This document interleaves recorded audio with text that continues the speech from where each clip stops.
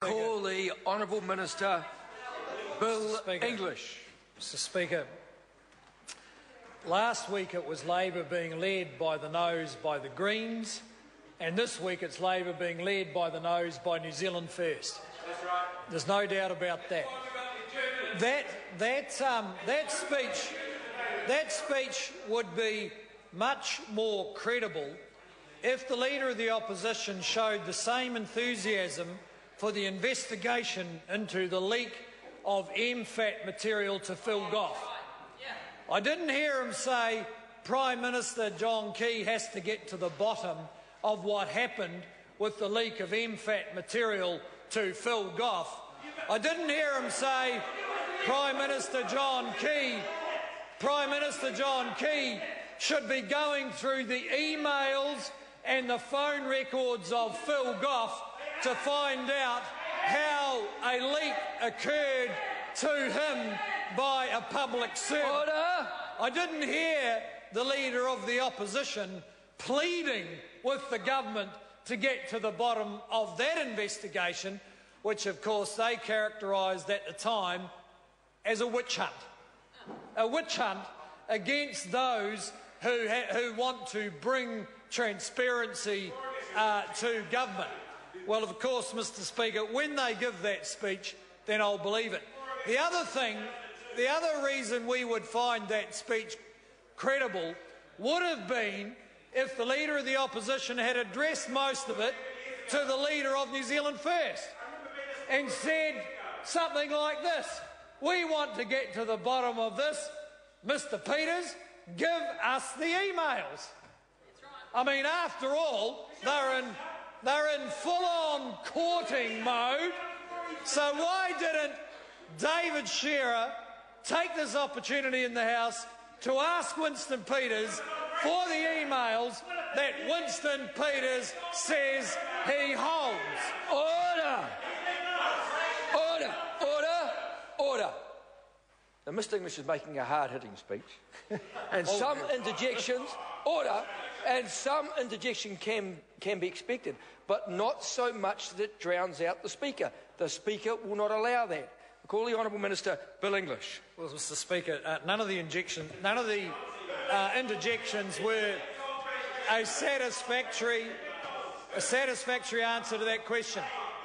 Why doesn't Winston Peters give the Labor Party the emails so that David Shearer then knows what happened? And Mr Peters might take the opportunity to table them when he speaks in this debate. He said he's got them, and of course he's opening the envelope as we speak. He's opening the envelope. The emails are coming, and wouldn't that be a fine thing? Because you see, Mr Speaker, what's going on with the opposition is the manoeuvring between New Zealand First and the Greens. That's really what's going on. So the Labor Party's sitting there with the Greens being a much more effective opposition. They bared their teeth and it was a snarl, not a smile. We now know the true nature of what the Greens would be like in any kind of government.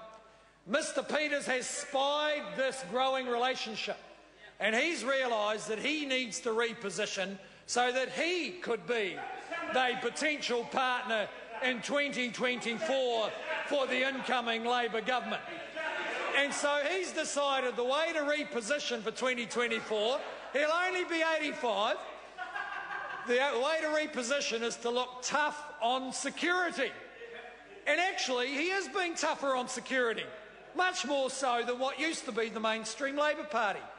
Winston Peters has addressed the GCSP legislation in a much more serious and considered manner than the Labor Party. The Labor Party have just decided, whatever it is, it's the government, we're going to vote against it. Even a bitter partisan like Helen Clark didn't do that in opposition. On national security issues, they considered them seriously. This Labor Party, is incapable of doing so. But that's a bit of a side issue that'll play itself out over the next 6 months. So Mr Peters has decided, on the basis of a whim last week, to pretend that he knows what happened with the Henry inquiry and that he has the emails, but he can't produce them.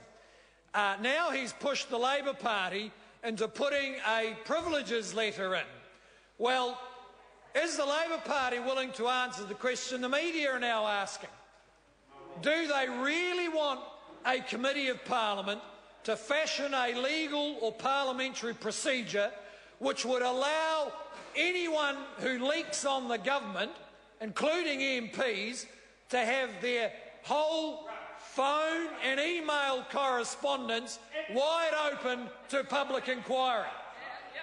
And I think the Labor Party this week are trying to get off the hook.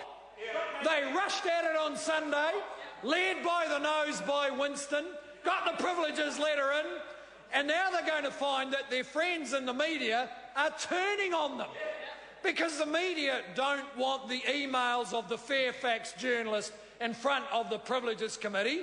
They've made it absolutely clear they'll use every legal means possible to protect their sources and their journalists, and we wouldn't expect anything else.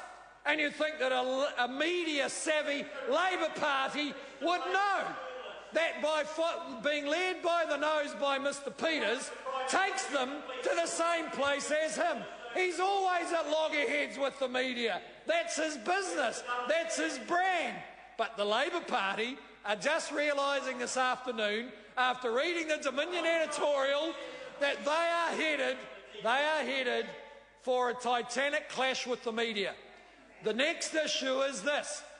Is the Labor Party indicating in opposition that in government they would have the legal or parliamentary procedure to inquire into the personal communications of every member of Parliament if they are under suspicion of a leak? And I invite, well, he's no longer a minister, and that is the point. He is no longer a minister. Peter Dunne is a member of Parliament. OK. So this is the Labor Party proposition to the media now. Any journalist who corresponds with any minister in any Labor government needs to know that their emails and voice messages will be open to scrutiny by the Prime Minister whenever they feel like it. That's the Labor Party proposition to the media. Well, let's just watch over the next couple of weeks. They might shout at it in here, but out there they are going to be working very hard to get off that hook. Very hard to get off that hook, because their relationship with the media is now at stake. And when you're in opposition, you need to be able to communicate with the media. When you're in opposition, you need to have a free flow of information. You do in government too, actually. You need to do a lot of leaking to be in opposition. And so the opposition are now saying they want a parliamentary and legal procedure so that if they get some leak and make it to the media, the Prime Minister must get to the bottom of it. He must get their emails from Trevor Mallard, from Chris Hipkins, from Chris Farfoy, from Phil Goff. No, Phil Goff. OK, well, Mr Goff could save the government and the taxpayer a lot of time and money by handing over... Well, here's a challenge to Mr Goff. Mr Goff, hand over your emails and your phone records so that we can get to the bottom of the MFAT leak to the Labor Party. I invite Labor to get up in this debate and table in the House Phil Goff's emails, Phil Goff's phone records, and the bank account from New York. Let's get to the bottom of that. What a great idea. In fact,